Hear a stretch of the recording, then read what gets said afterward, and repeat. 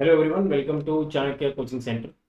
तो जैसा कि आप सब जानते हैं, आज हम लोग शुरू करने जा रहे हैं एडवांस मैथ की series for SSC aspirants, CDS aspirants और ऑल अदर स्टेट एग्जाम्स जो सब प्रिपेयर कर रहे हैं अपने एडवांस मैथ के लिए। तो today we are going to start with number system. तो जैसा कि आप सबको पता है कि हमारे पास इसमें 5 टॉपिक्स हैं। ठीक है, हमारे पास एडवांस मैथ में बच्चों 5 टॉपिक्स हैं। जैसे अगर मैं कहूँ आपसे 5 टॉपिक्स कौन से हैं, पहला तो आपके सामने ही प्रेजेंट हो रखा है, दैट इज नंबर सिस्टम। ठीक है, दूसरा आपके पास है बच्चों ट्रिग्नोमेट्री। थर्ड हमारे पास है बच्चों ज्योमेट्री। चौथा हमारे पास है अलजेब्रा। और पांचवा हमारे पास है बच्चों मेंसुरेशन।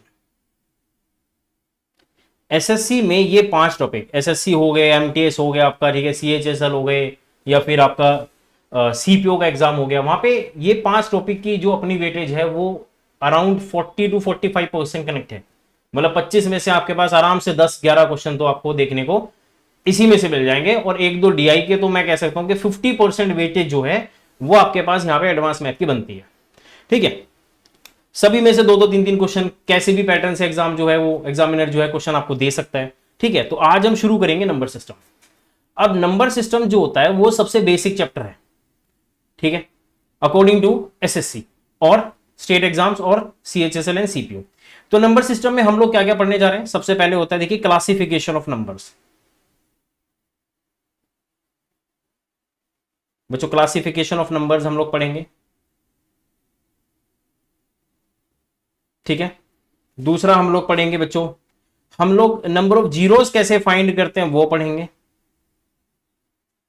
तीसरा हम लोग पढ़ेंगे बच्चे यूनिट डिजिट कैसे फाइंड करा जाता है, यूनिट डिजिट हो गया,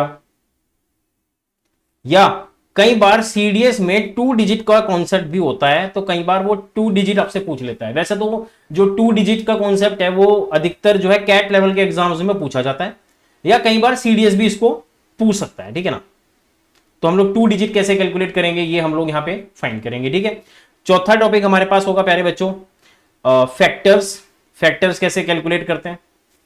पांचवा टॉपिक हमारे पास होगा रिमाइंडर थ्योरम।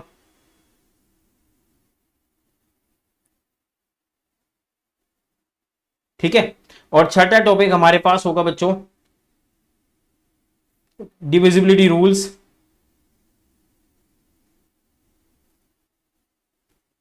रिमाइंडर थ्योरम में ही एक छोटा सा टॉपिक है फीमर थ्योरम। ठीक है, ये भी हम लोग यहीं पे डिस्कस कर लेंगे क्योंकि ज्यादा बड़ा क्वेश्चन नहीं है। फीमर के ऊपर एक छोटा मोटा क्वेश्चन आता है जहां पे मतलब हम लोग यहाँ पे क्वेश्चंस पूछे जाते हैं आप लोगों से। ठीक है जी, उसके बाद प्यारे बच्चों हमारे पास अगला जो टॉपिक पड़ेगा वो पड़ेगा नंबर ऑफ डिजिट्स कैसे फाइंड आउट करते हैं। ठीक है, उसके बाद हमारे पास जो टॉपिक पड़ेगा वो पड़ेगा सर एपीजीपी सीरीज। ठीक है, उसके बाद जो हमारे पास अगला टॉपिक है प्यारे बच्चों वो हमारे पास है एचसीएफ। तो ये कुछ टॉपिक्स हैं जो हम लोग यहां पे डिस्कस करेंगे वन बाय वन। तो सबसे पहले हम लोग बेसिक पर चलेंगे, क्लासिफिकेशन ऑफ नंबर्स। ये काफी इंपॉर्टेंट है, आज के टाइम में सबसे ज्यादा क्वेश्चन जो है बच्चों वो क्लासिफिकेशन ऑफ नंबर्स में पूछे जाते हैं, जिसमें हमारे पास सबसे महत्वपूर्ण जो केस आएगा वो आता है हमारे पास प्राइम नंबर्स का। किसका आता है बच्चों, प्राइम नंबर्स। तो यहां पे हम लोग ये सारी चीजें जो है प्यारे बच्चों डिस्कस करना प्रारंभ करेंगे। तो चलिए शुरू करते हैं आज की कहानी।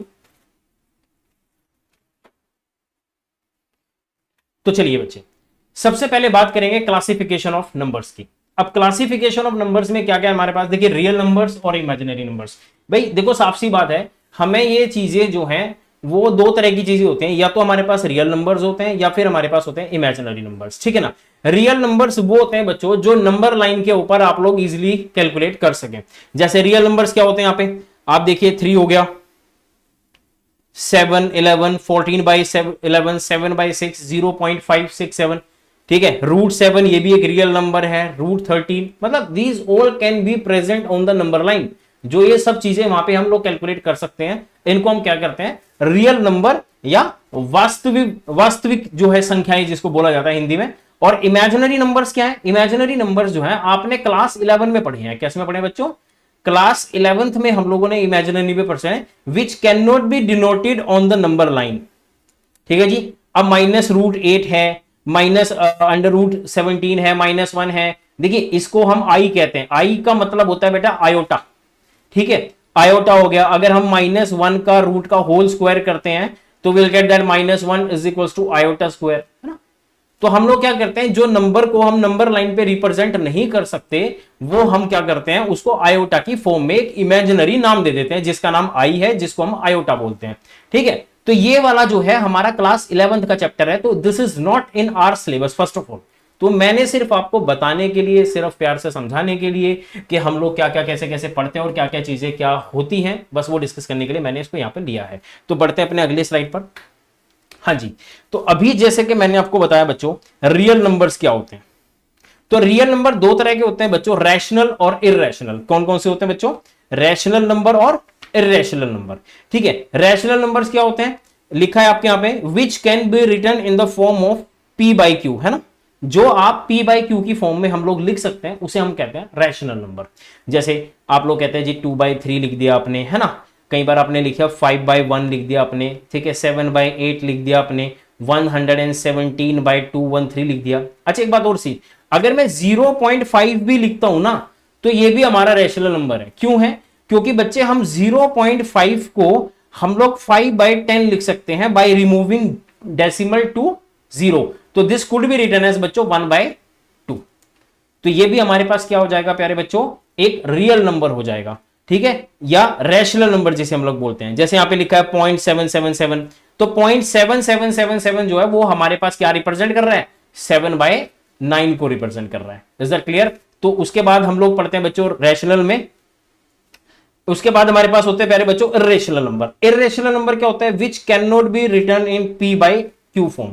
तो p/q फॉर्म में कौन से नहीं लिख सकते प्यारे बच्चों, जो भी क्वेश्चंस रूट में गिवन होते हैं वो आपके पास इर्रेशनल होता है, क्योंकि रूट वालों का आंसर कभी नहीं आता। जैसे मान लीजिए यहां पे तो बहुत बड़ा एग्जांपल दे दिया √8, जैसे √2 है, √2 का मतलब होता है 1.414 एंड सो ऑन, कोई लास्ट तक डिजिट्स है, 15-16 के बाद या 20 के बाद जाके रिपीट होना शुरू होगा। ठीक है, आपके पास प्यारे बच्चों √3 होता है जिसका हम अप्रोक्सीमेट वैल्यू 1.732 को हम रिप्रेजेंट कर लेते हैं। ठीक है ना, जैसे यहां पे √8 आ गया। तो सीधा सीधा मतलब यह है कि रूट में लिखी हुई वैल्यू जो है वो प्यारे बच्चों इर्रेशनल होती है। ठीक है, या फिर सबसे इंपॉर्टेंट है पाई। पाई आपको पता है, देखिए वैसे पाई का मतलब होता है 22/7। ठीक है, और 22/7 को हम 3.141592 से ही आगे जाके रिप्रेजेंट करते हैं। तो बट हम लोग जब इसका पाई का यूज करते हैं तो हम ज्यादा से ज्यादा 3.14 अप्रोक्सीमेट ले लेते हैं। क्यों लेते हैं बच्चों, क्योंकि जब 3.1415 है ना, तो इस 5 देखिए हम क्या करेंगे, इसे 2 प्लेसेस तक रखेंगे। अगर 2 प्लेसेस के बाद कोई भी नंबर जो डिजिट लिखा है वो अगर 5 से कम है तो हम 2 प्लेसेस को एज इट इज 3.14 लिखेंगे। बट अगर वो 5 से ज्यादा है तो हम उसे क्या करते हैं, कवर कर लेते हैं। जैसे 3.14 में 6 दे देता हूं तो 5 से ज्यादा तो यहां पे 1 कैरी कर लेते हैं, तो ये 3.15 हो जाता 2 प्लेसेस तक रखने के लिए। बट खैर ये सब चीजें हमारे लिए बाद की बातें हैं। फिलहाल इर्रेशनल नंबर का बच्चों जो सीधा सीधा मतलब बनता है वो ये बनता है कि which can not be return in p/q form. तो वो हो गए आपके पास इर्रेशनल नंबर्स। ठीक है, उसके बाद हाँ जी, तो उसके बाद होता है डेसिमल। डेसिमल्स में हमारे पास एक तो होता है टर्मिनेटिंग और नॉन टर्मिनेटिंग। देखिए डेसिमल भी जैसे मैंने आपसे पहले कहा था कि प्यारे बच्चों जो डेसिमल है वो भी एक रैशनल नंबर है। रैशनल नंबर, देखिए डेसिमल भी जो है रैशनल नंबर है। क्या है, रैशनल नंबर है। ठीक है,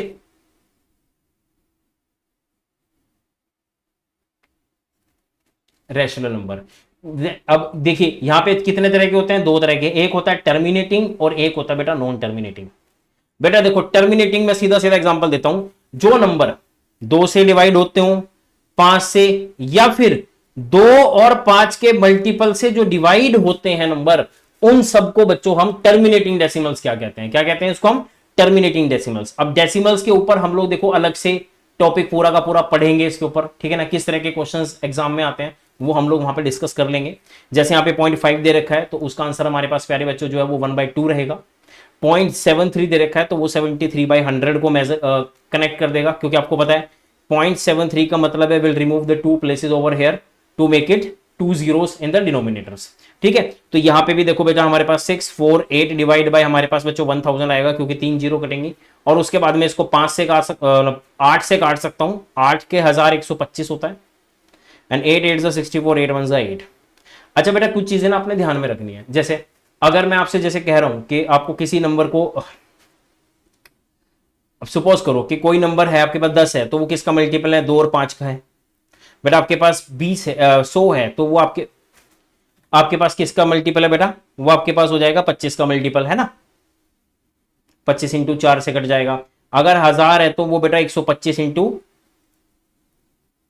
8 होगा। तो ये कुछ चीजें जो है अगर आपको ध्यान में, आपको पता है कि कौन किसका मल्टीपल है, तो आपको चीजें आसानी से याद रहेंगी और आपको कभी भी दिक्कत नहीं होगी। ठीक है, तो बढ़ते हैं अपने अगले पार्ट पर। अगला पार्ट हमारे पास क्या है, नॉन टर्मिनेटिंग डेसिमल्स। तो बेटे नॉन टर्मिनेटिंग डेसिमल्स क्या होती हैं। अब नॉन टर्मिनेटिंग डेसिमल जैसे जो टर्मिनेट ना हो सके, है ना। तो जैसे 0.3333, इसको हम लोग बच्चे क्या लिखते हैं, 1/3। कैसे लिखते हैं आगे मैं वो सारी चीजें जो है डिस्कस करूंगा। 0.56, देखिए सीधी सी बात है, अगर 0.3333 है, अब आपको पता है 3 रिपीट हो रहा है, तो 3 पे बार लगा दो, ठीक है ना। तो 0.3 बार हटाने के लिए हम लोग क्या करते हैं, 9 से डिवाइड कर देते हैं। जितनी प्लेस पे बार होगा उतनी बार 9 नीचे आ जाएगा बच्चों, और आपके पास सीधा आंसर आएगा 1/3। आगे मैं अगली स्लाइड्स में मैं इसके ऊपर डिस्कशन पूरा आपसे करूंगा। ठीक है, तो 0.56 से बच्चों 56/99 होता है। अब जैसे ये भी नॉन टर्मिनेटिंग है ना, है तो ये भी डेसिमल ही 1.414 जिसको हम बोल रहे हैं, वो क्या है, एक नॉन टर्मिनेटिंग डेसिमल है, जो कि टर्मिनेट नहीं हो सकता बस। ठीक है ना बात। चलो आगे बढ़ते हैं बच्चों। अब इसी में हमारे पास नॉन टर्मिनेटिंग में ना दो तरह की डेसिमल्स और होती है, एक होती है रेकरिंग और एक होती है नॉन रेकरिंग। ठीक है ना, मैं आपको समझा देता हूं। देखिए एक हमारे पास है प्यारे बच्चों रेकरिंग, नॉन टर्मिनेटिंग में एक होता है रेकरिंग और एक होता है नॉन रेकरिंग। देखो बच्चे रेकरिंग जो होता है ना, एक रेकरिंग जो होता है वो एक रैशनल नंबर होता है, और नॉन रेकरिंग जो होता है वो इरेशनल होता है। मतलब परिमेय संख्याएं या फिर अपरिमेय संख्याएं।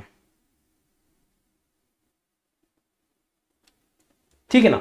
अब रेकरिंग कौन सा होगा, रेकरिंग का मतलब होता है बेटे रिपीटिंग, जो रिपीट होता है। अब जैसे मान लो आपने कहा 1/3, 1/3 को हम क्या लिखते हैं, 0.03333 एंड सो ऑन, है ना।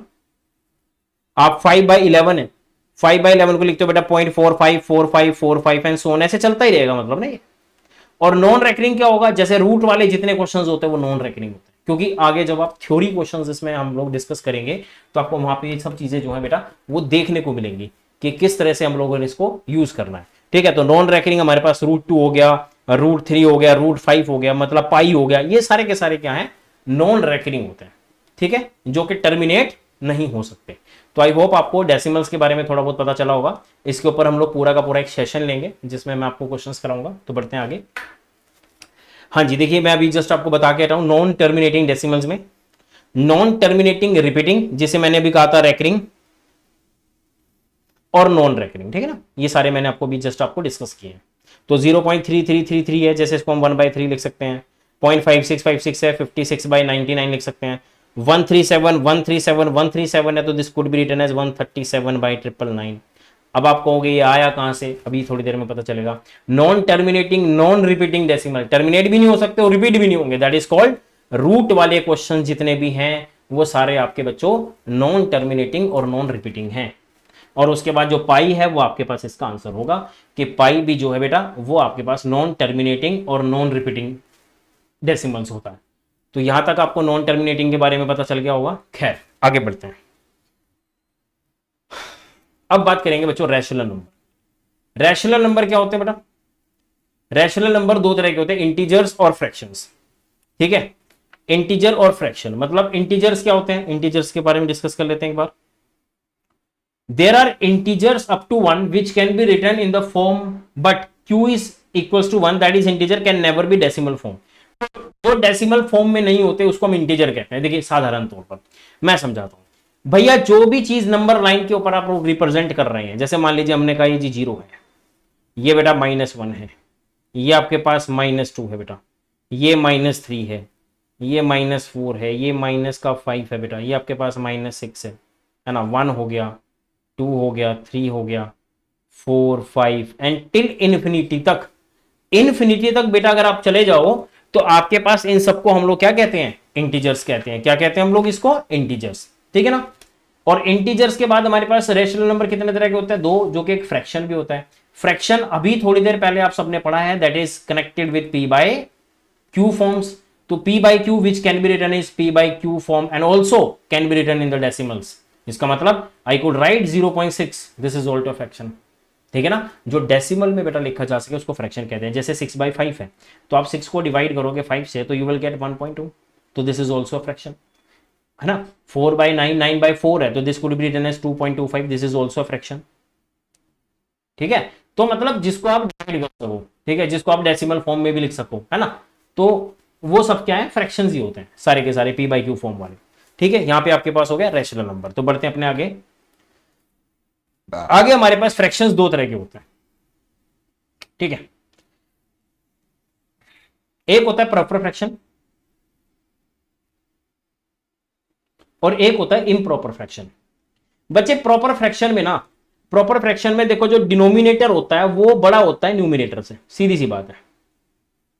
अगर आपका डिनोमिनेटर न्यूमिनेटर से बड़ा है तो वो एक प्रॉपर फ्रैक्शन है, ठीक है ना। प्रॉपर फ्रैक्शन जैसे 3/5 हो गया, 6/11 हो गया, 11/12 हो गया, मतलब प्रॉपर फ्रैक्शन है। पॉइंट 0 पॉइंट से ही शुरू होगा, that is called a proper fraction. और इम्प्रॉपर फ्रैक्शन होता है जैसे कई बार हम लिखते हैं ना 1/2, है ना, 3/2/7, कुछ ऐसा। तो इस तरह की जो फॉर्म में लिखे जाते हैं इसको हम इम्प्रॉपर फ्रैक्शन कहते हैं। मतलब जिसमें हमारा न्यूमिनेटर बड़ा होता है बेटा डिनोमिनेटर से। चेक करो, देखो 9/5, 5 एकम 5, अगर मैं इसको डिवाइड करूं 9 से 5 को, देखो देखो 5 एकम 5 बचे कितने, 4। तो this could be written as 1/4/5, है ना, this is called improper fraction. 17 2 34, 2 3/17, this is also improper fraction. 5 2 10, 3/5, this is also a improper fraction.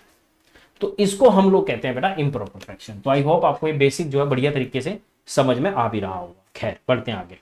तो now we have last part which is integers. Integers हमारे पास देखिए 3 तरह के होते हैं। देखिए सीधी सी बात है, मैं आपको एक बात बताता हूं। देखो ये 0 है, ये -1 है, और ये बेटा इंटीजर्स है। ये 1 है, ये 2 है, ये 3 है, ये 4 and so on till infinity, ठीक है। 0 जो है it's neither positive nor negative, ठीक है। अब अगर मैं बात करूं होल नंबर्स की बच्चों, है ना, एक होता है हमारे पास नेचुरल नंबर्स। देखो मेरी बात सुनो, अगर हम 1 से लेकर शुरू कर रहे हैं टिल इंफिनिटी तक तो इसे हम कहते हैं बेटा नेचुरल नंबर्स। बड़े ध्यान से समझना, क्या कहते हैं इसे हम, नेचुरल नंबर्स, प्राकृतिक संख्याएं, है ना। उसके बाद हमारे पास आता है बच्चों होल नंबर। होल नंबर क्या है, होल नंबर में 0 इंक्लूड होता है। होल नंबर क्या होता है, जिसमें 0 इंक्लूड हो, जिसे हम कहते हैं बेटा होल नंबर, ठीक है। उसके बाद हमारे पास आते हैं बेटा इंटीजर्स। इंटीजर्स जो होते हैं वो सारे होंगे, मतलब देखिए इंटीजर्स आपके 0 भी है, आपके पॉजिटिव नंबर्स भी है, आपके जितने नेगेटिव्स हैं इन सबको भी हम लोग क्या कह देते हैं, इंटीजर्स। तो ये सारा मिला के क्या बनता है, इंटीजर्स। इज दैट क्लियर, जिसको हम पूर्णांक कहते हैं, पूर्णांक, ठीक है, दैट इज कॉल्ड। अब आपको पता चल गया होगा कि होल नंबर्स क्या होते हैं, है ना, नेचुरल नंबर्स क्या होते हैं, प्राकृतिक संख्याएं, उसके बाद पूर्ण संख्या that is called whole number, है ना, 0। तो ये आपके पास आ गया प्यारे बच्चों 0। यहां तक आप सबको बातें क्लियर हो गई। खैर आगे बढ़ते हैं। Now we have again whole numbers. Whole number में ना दो तरह के नंबर होते हैं। देखिए होल नंबर क्या होंगे, जैसे इवन हो गया और ओड नंबर, ठीक है। इवन नंबर और ओड नंबर अलग अलग डिस्कस करते हैं। इवन नंबर वो होते हैं बेटा जो 2 से डिवाइड हो जाएंगे। किससे डिवाइड हो जाएंगे बच्चे, 2 से। तो 2 से डिवाइड होने वाले सारे के सारे जो नंबर हैं उसे हम कहते हैं बेटा होल नंबर्स, ठीक है। उसके बाद हमारे पास है प्यारे बच्चों ओड नंबर्स। ओड नंबर जो होता है जो 2n+1 के रेंज में लिखा जाता है, मतलब जो 2 को छोड़कर किसी से भी डिवाइड होते रहे, है ना, which is not divisible by 2, उसे हम क्या कह देते हैं, ओड नंबर। सीधी सी बात है, जैसे 9 है तो 9 हो गया, ये 2 × 4+1 के पैटर्न से, है ना। मतलब किसी भी इवन नंबर में 1 ऐड कर दो आपके पास वो ओड नंबर आ जाए। ठीक है जी। तो आपको पता चल गया होगा इवन नंबर और ओड नंबर के बारे में। यहाँ पे इनको क्या कहते हैं हम लोग, होल नंबर्स। ठीक है, होल नंबर क्या होते हैं, दो तरह के होते हैं, इवन और ओड। चलिए बढ़ते हैं अपने आगे। Zero is also whole number, ठीक है ना, जीरो एंड जीरो है तो 2 × 0 इज 0। ठीक है, तो अब यहां पे मुद्दा ये है कि चीजें समझनी है। समझनी क्या है कि इवन प्लस इवन को हम लोग क्या कहते हैं बच्चों, इवन प्लस इवन को क्या कहते हैं, इवन। ऑब्वियसली बात है भैया, 2 + 0। अब आप एक बात बताओ, 2 + 0 हमारा 2 होता है, तो 0 क्या है, ओड या इवन? इवन है मेरे भाई। 0 क्या है, इवन। अब यहीं पे कॉम्प्लिकेशन है कि भैया 0 एक इवन नंबर है या नहीं है। 0 इज ए इवन नंबर। ठीक है, ओड प्लस ओड इवन होता है। अब जैसे 3 + 5 8 हो गया। ठीक है, 1 + 5 सॉरी हाँ 6 हो गया, इवन है। ठीक है ना, ओड प्लस इवन क्या होगा, ओड। देखिए 3 + 0, अगर मैं 0 को इवन लेके चलूं तो 3 + 0 क्या होगा, ओड। तो ये सबको पता है कि even into even, even plus even is even, odd plus odd is even, odd plus even is odd. ये सारी चीजें आप सबको इसके बारे में पता है। खैर, अब यहां पे नोट करने वाली बात ये हो गई कि ये प्रूफ हो जाता है कि 0 एक इवन नंबर है। क्या है, 0 एक क्या है, इवन नंबर है। ठीक है ना, तो चलिए बढ़ते हैं आगे। तो again now let's talk about 0। तो 0 फर्स्ट ऑफ ऑल आप सबको पता है, it is neither negative nor positive, पहली बात। ठीक है, 0 क्या है, एक इवन नंबर भी है। 0 अभी हमने पढ़ा था बेटा, एक होल नंबर है। It is also a rational number, but it is not a natural number. Natural number का मतलब होता है प्राकृतिक संख्याएं। प्राकृतिक संख्याएं तो हमारी होती 1 से शुरू है, ठीक है ना। बट अब जैसा कहा गया कि डिस्कवर्ड इन 5 सेंचुरी BC, ये तथ्य थोड़ा सा मुझे लगा है कि कुछ गड़बड़ हो सकती है। इसमें कहा गया है कि भाई 0 जो है इन्वेंशन जो है वो आर्यभट्ट ने किया था, बट वो उससे पहले भी 0 का यूज करते आए हैं। तो ये कॉन्ट्रडिक्शन है, इसलिए मैंने यहाँ पे कोई नाम नहीं दिया कि who invented the 0, it's a contradiction. ठीक है ना। तो खैर ये होगी 0 के बारे में बात कि 0 हमारे पास ना तो नेगेटिव हो सकता बच्चे, ना पॉजिटिव। इवन नहीं हो, इवन है और it is a whole number. ठीक है, रैशनल है but it's not a natural one. तो नेचुरल हमेशा जो है बेटा वो 1 से ही शुरू होते हैं। ठीक है, टिल इन्फिनिटी तक जो होता है वो सारे के सारे आपके पास क्या रहेंगे, नेचुरल नंबर्स। ठीक है जी, now let's move to the next part. अब यहाँ पे इवन प्लस इवन ये हो चुका है हमारे पास। ठीक है, चलिए इवन माइनस इवन जो है वो हमारे पास क्या रहेगा बच्चों, इवन। अगर माइनस करते हैं तो इवन में से इवन घटाएंगे तो इवन ही आएगा। 50 में से 20 गए 30, इवन ही होता है बेटा। ओड में से इवन घटाएंगे तो हमारे पास बेटा ओड ही आएगा हमेशा। ठीक है, even minus odd is always odd. तो 3 में से, या इवन माइनस ओड बोला इसने, तो जैसे 5 में से अगर आप 3 घटा दो तो 2 आएगा, तो ये यहां पे इवन आना चाहिए। तो even minus odd is even, ठीक है ना, and odd minus odd is even. तो यहां पे ओड में से even minus odd is odd, ये तो ओड ही रहेगा। ठीक है, तो मतलब ये हो गया कि 6 में से अगर 3 गए तो बच्चे हमारे पास क्या रहेंगे, 3 रहेंगे। तो अगर ओड में से इवन या इवन में से ओड घटाते हो तो आपके पास हमेशा ओड आएगा। अदरवाइज अगर इवन में से इवन माइनस कर रहे हो या ओड में से ओड माइनस कर रहे हो तो you will always get even number. ठीक है, इसका यूज जो है हम लोग आगे आगे क्लासेस में करेंगे।